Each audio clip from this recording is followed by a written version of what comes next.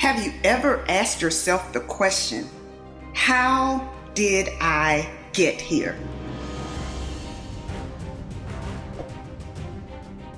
Many times we make subtle decisions that don't seem to be a big deal, but what we often fail to realize is that where you are today is the result of all of the decisions, big and small, that you've made up until this point.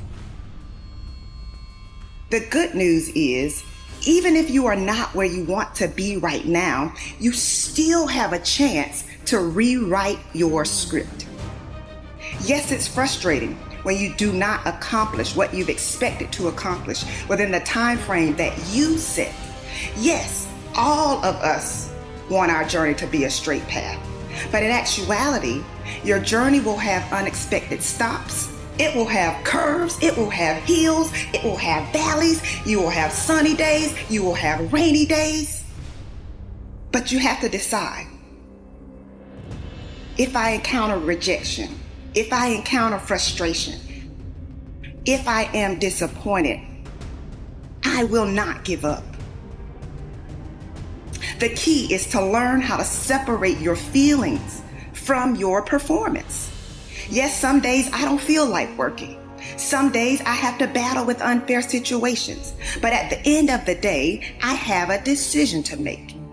Either I'm going to have a pity party or I'm going to figure out how to pull myself up. So I say to you today, pull yourself up. Lift up your bowed down head. Guess what? Every day I have to choose to pull myself up. There will always be something that you can complain about. There will always be something that you could be worried about. But what I'm challenging you to do is to pursue your goals in spite of what's going on around you. Take a close look at your life, your health, your relationships, your business, your career, and ask yourself a simple question. Have I given my all? If you are not careful, fear, doubt, and worry will keep you stuck wishing your circumstances were better, but never doing what it takes to improve them.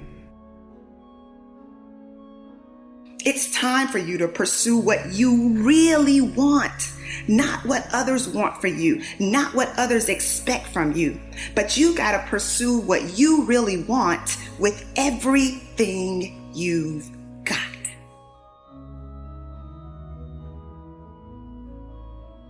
One of the hardest things I've had to do is confront mediocrity in my own life.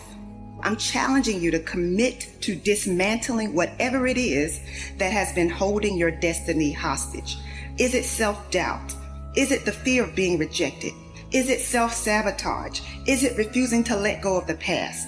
Don't get so wrapped up in what happened yesterday that you miss out on the opportunities that are waiting for you today. Remember, whenever one door closes, there is another door waiting for you. Don't second guess yourself, and don't be so afraid of failing that you create excuses instead of producing results. After being involved in a physically abusive relationship for 6 years, I had to rewrite my script. I do understand that a lot of times when you go through things, it feels like it's for you, but it really isn't. It's really so that you can help someone else get through that same thing. And you can say to them, listen, I made it through, and so can you. I really thought that I would be the last person to do what I'm doing, just because of what I've overcome. What I thought about myself. I did not like myself. I did not like the way I looked. I did not like the person in the mirror. And so I was the person who was in front of everyone else. And everyone thought I was happy. Everyone thought I had it all together. But I was secretly depressed. I was secretly battling with a low self-confidence. And I was so broken. And how many of you know that when you are broken sometimes, you can attract the exact opposite of what you need? In retrospect, I know why I stayed in an unhealthy relationship for 6 years.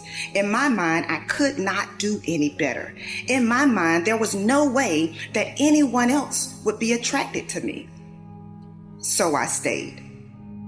But eventually, I came to realize that I was not lucky to have him, but he was lucky to have me. I came to realize that I deserved better. You see, setting higher standards might mean that you have to wait a little longer than you anticipated, but getting what you deserve will be worth the wait. Will you commit to making yourself a priority? Yes, there are a lot of people counting on you. Yes, others need you. But guess who else needs you? You need you. Be confident in your ability to overcome any challenge that comes your way. Why?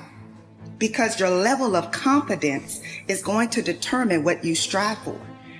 If you don't have confidence, what you'll do is you'll see something that you want, but you won't go for it because you'll tell yourself, I'm not cut out for this. I'm not good enough for this. I don't speak well enough for this. I'm not credentialed enough, or I'm not qualified enough. And what you're doing is holding yourself back. I never thought that I would be speaking. I never thought that I would be Dr. Jessica Houston. I never thought that I would be traveling the world. I never thought that I would be an author. But it took me stepping out of my comfort zone. It took me saying to myself, you will not let your daughter take the same route that you took. That's what helped me the most. What I have discovered is that women are very good at pretending to be okay. Many times we suppress what we're dealing with and we cover it all up. Women are natural nurturers. In fact, we often help and support others even when we are facing a challenging situation ourselves. Unlocking your destiny is going to require that you add yourself to your priority list. You need you.